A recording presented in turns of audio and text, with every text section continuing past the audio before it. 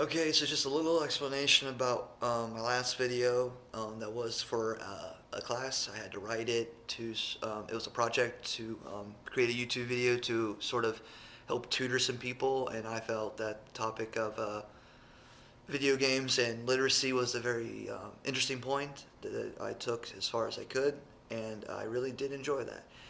The reason the camera is so shaky is because I don't personally own my own camera. I had to rent a camera from the school. It's a very little handheld one.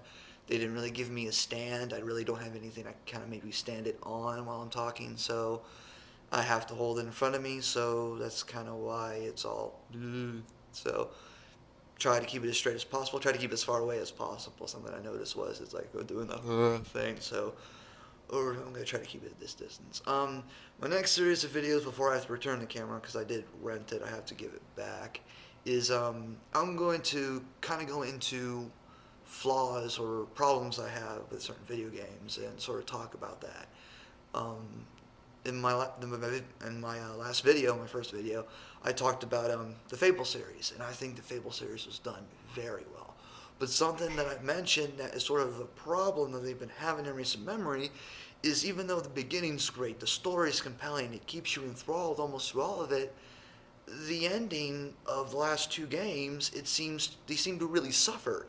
You know, it seems like they created this great game, they created this great story, they took it as far as they wanted to, and then at the end they're like, oh, we'll just sign off one little last ending and that'll be it. You know, it kind of has, it's a disadvantage to the player because then I kind of feel cheated in a way. You know, I've played through all of this. I want the ending to be as strong and as important as everything else, and it doesn't seem like the writers and the creators of the Fable series, Lionhead, gave the proper time to these endings. So I'm going to talk about each game in a row.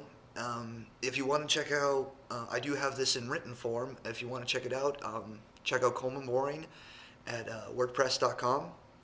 I have a blog there. That blog has 3 entries, each one for each game. I kind of explain like the main story, which I'm going to try to do here, and then and it also explains like what I would do differently, especially with the last two games. The first game I fell in love with it the first time I played it. I mean, it's a compelling story. I mean, you start out as a little boy, you know, in a village. It's your sister's birthday. You do either good deeds or bad deeds, and that really sets the tone for the game. I mean, if you do a good deed, you get a good alignment point, and you get a gold piece from your dad. If you do an evil deed, you get an evil alignment point, and then you get a gold piece for the person you did the evil deed from. So very early on, it sets up this premise, like your actions, no matter how small. I mean, this is a 9, 10-year-old kid finally, you know, he makes these choices, and these choices do have an impact. Even if it's a small impact, it's still an impact. So, really sets up the tone. Very good device. You buy your sister a birthday present. It's her birthday, and then you go meet her on the field, and she says, you know, she's had this dream of you either being a great warrior or an evil tyrant. And then she says something's wrong. Bandits attack your village, kill everyone or almost everyone. It's explained in the cinematic, even though your character doesn't know it, your sister and your mother are carried away. You find your dad dead. That's kind of sad. A bandit's about to kill you, and this wizard named Maze shows up, kills the bandit, and takes you to the Guild of Heroes. And he explains, here's where you can learn, you know, everything you're going to need to be a hero, and if you want revenge, this is the place you need to learn skills to get it. And then the rest of the game, sort of an evolution at that point. You know, you're learning how to be a hero for the purpose of finding what happened to your family, finding out what happened to them, and then eventually either avenging them or getting revenge. And there is a difference. You know, avenging is to say you deliver justice to these people who do it. Revenge is more, you make it more of a personal matter. You make it more of a, this is what I'm going to do, and I don't care who I hurt to get it. So the game's a very, very good evolution of that, and the story is very well done. It goes through like the many points of your life. There are many high points. I don't want to get into too much because I get into my blog point, but I'll go to the ending. It began it very well. The story is very well done. So how does the ending hold up? Well, a lot of people might not like the ending. I thought the ending was very well done. You know, even before the expansion pack, the Lost Chapters, the game was done very well. You find out that Jack of Blades, a sort of famous person in Albion, and he's in Albion's history, um, was the one who kidnapped your family for the purpose of he's seeking the Blade of Aeon. The Blade of Aeon is a very powerful blade, and was actually the blade that defeated him so many years ago. There were three people. There were the Jack of Blades, the Knight of Blades, and the Queen of Blades. And the first hero, I say you should say, found the Blade of Aeon, and it promised him the power to defeat these three. Um, the guy, I forget his name. The guy took the blade. He defeated the Knight of Blades almost instantly. He did defeat Jack of Blades, but Jack's spirit was immortal, so he kind of escaped death, as it were. And then the Queen of Blades was a much harder opponent to defeat, but he eventually did do it. So, and the reason Jack needs your family is because your family is direct descendants of this hero, the one who found the blade, and your family's blood is what's required to sort of unlock the blade's full potential, to unlock it from its prison and then give Jack the power. Well, Jack kills your mom. That's a very big point. And he's got the blade, and then you fight him, and you're able to defeat him. And your sister explains after the fight that the reason it didn't work as well as Jack had hoped it would is because the blade was never meant to be wielded by anyone else other than those in your bloodline. I mean, he had the blood he needed, but it wasn't exactly what he needed to be. He needed to be of your bloodline, and he wasn't. So your sister explains you have two options, and this kind of continues the thing that's been present throughout the game. Your choices have consequences, whether they be good or evil. You can either throw the blade back into the void, and it'd be lost forever. No one would be able to retrieve it. No one would be able to use it again. And then she explains, if you kill her, then you gain all the power that Jack was searching for. So that's a very big choice. I usually play on the good side in these kind of video games where there is a moral choice. So I chose to throw the blade back. Sister's like, everything's as it should be. Both of them are lost forever.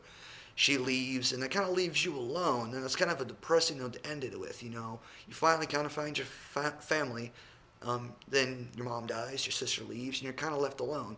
Well, then the expansion comes out, The Lost Chapters, and it kind of continues the story of about, I think it's a year, right after the events of the first Fable. I mean, this is still the first Fable, but it's expansion. And it's explained that in sort of the Northlands of Albion, there's an evil rising, and they're not necessarily sure what it is. They're bringing these creatures called the Summoners, and they're terrible, powerful creatures, and they believe that only you can defeat them. I mean, you defeated Jack of Blades, who is considered demigod. So you are the one that's needed. And it also presents the point of, if you chose the good ending and throw the blade away, you get a blade that's of equal power because Rose Briarwood brings up the point, maybe you shouldn't have thrown away the blade. Well, then you find Avo's Tear, which is a blade of equal power to the Sword of Aeon, and you're able to wield that. Well, you go north, and then you discover that it's Jack. Jack is returning in a new form, this time more of a physical form than last time. Last time was more of his spirit inhabited a suit or in his mask. And you gained his mask after the final fight, and that becomes the key plot point later. And you need to fight him, but in order to access where he's at and defeat him before he can be unleashed on the world, you need 3 souls. You need the soul of the heroine, you need the soul of a champion, and you need the soul of the oldest soul. You need the oldest soul within all of Albion, or at least, older than average, I guess. And again, this is a very good plot point because, again, there are good and evil choices. You can either choose to kill Rose Briarwood, or you could find your mother's soul. Your mother's soul is the good option. She's like, I understand what I have to do. For the champion, you can go to the arena of Albion, where a lot of champions have fought and died, and a lot of them have returned to the arena, sort of like relive old glory days, even if they're the only ones experiencing it. Or you can decide to kill Thunder. He's sort of your rival hero, and especially in the game, he kind of fights you for the affections of Lady Greywood, but and then the third one, you can either choose to kill the Guildmaster, who's been your friend and mentor for many, many years, or you can find this ancient soul you met before earlier in the game. I don't quite remember his name right now, but if you know his name, certainly put it in the description. Well, you get all 3 souls, you put them in Jack's mask, and then you use those souls to unlock the door. And yeah, I mean, I was expecting, he's back maybe in a bigger, manlier form. No, this guy comes back as a freaking dragon. Freaking dragon, man. It scared the living heck out of me when I was a kid, because that's really when my brother got this, and I'm like, what the heck is that? Well, you defeat him again, and you're presented with a similar choice. You can choose to wear the mask of Jack, and you have to remember this is filled with four souls. It's filled with Jack's, and then the three souls you collected, whether it be the good collection, your mom, a hero from the arena, or the old soul, like I said, I can't remember his name, or the evil options is Rose, Briarwood, Thunder, and the Guildmaster. So you can choose to wear it and sort of become the evil that Jack, had always planned on being, or you can be the good hero and throw away the mask and sort of, throw Jack's soul into oblivion. He can never return and sort of release the other soul. So, again, Fable 1, in comparison to the other two, and even in comparison to any other game, does well story-wise. You might argue, mechanics. You might argue it wasn't everything we were promised. But if you look at simply the story, this is one of the most well-done games I've ever played. One of the most. It's just artistic. It's streamlined. It's just beautiful in its execution. There's nothing that I wouldn't want more. I mean, and story-wise. I mean, there might be something more game mechanics-wise. There might be something more. Gameplay, control-wise, but if I'm just looking at story, it's just one of the most beautifully done pieces I've ever seen. So, Fable 1, they got it right. Now, my next video is going to handle Fable 2, and that's how they did it wrong. So, stay tuned. Like, comment if you enjoyed this video. If you didn't, don't give me a thumbs down, but go ahead and certainly comment if you have an argument. I'm well open to that. I'll see you guys later then. Shadow Spartan 00 out.